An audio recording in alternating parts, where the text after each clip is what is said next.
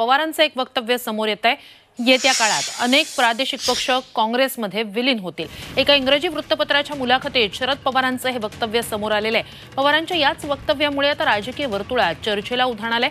वैचारिकदृष्ट्या आम्ही काँग्रेसच्या जवळ आहोत, काँग्रेस आणि आम्ही नेहरू गांधींच्या विचारसरणीचे आहोत, असंही वक्तव्य याच मुलाखतीत शरद पवारांनी केलंय।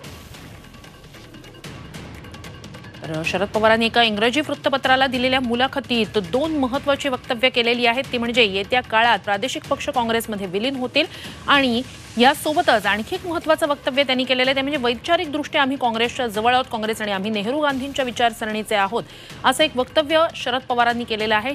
यामुळे अर्थात राजकीय वर्तुळात चर्चांना उधाण आलेलं आहे। मध्यंतरीच्या काळात सुद्धा राष्ट्रवादी काँग्रेस पक्ष हा काँग्रेसमध्ये विलीनीकरणासंदर्भात चर्चांना जोर आलेला होता।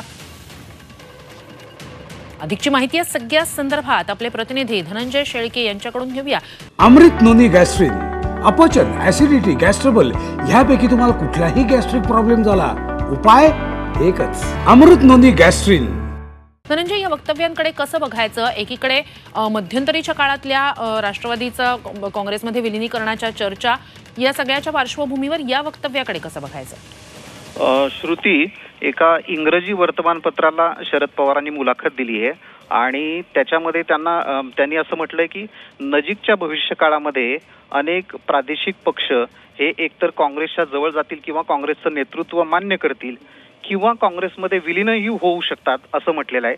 तेव्हा त्यांना प्रश्न विचारण्यात आला की हा नियम तुमच्या पक्षालाही, म्हणजे राष्ट्रवादी काँग्रेस शरदचंद्र पवार या पक्षालाही लागू होतो का? तर त्यांनी त्याच्यावर थेट उत्तर देणं टाळलं। आमच्या पक्षाचे आणि काँग्रेसचे आयडिओलॉजिकली म्हणजे वैचारिक कुठलेही मतभेद नाहीत असं त्यांनी सांगितलेलं आहे। गांधी नेहरूंची विचारधारा हीच आमची आणि काँग्रेसची विचारधारा आहे आणि याबाबतचा निर्णय आम्ही आमच्या सहकाऱ्यांशी चर्चा करून घेऊ असं बोललेले आहेत। म्हणजे त्यांनी डिनाय केलेलं नाही, म्हणजे नाकारलेलं पण नाही विलीनीकरण होईल म्हणून, किंवा ऍक्च्युअली ते तर आता काँग्रेस बरोबर आहेतच, पण विलीनीकरण होईल की नाही याच्याबाबत थेट त्यांनी उत्तर दिलेलं नाही। त्याच्यामुळे पुन्हा एकदा राजकीय वर्तुळात चर्चा सुरू झालेल्या आहेत की काँग्रेसमध्ये राष्ट्रवादी काँग्रेस विलीन होणार का? नक्कीच। आता यानंतर काय प्रतिक्रिया उमटतायत राज्याच्या राजकीय वर्तुळात याकडे लक्ष असलेलाच अपडेट्स घेऊच।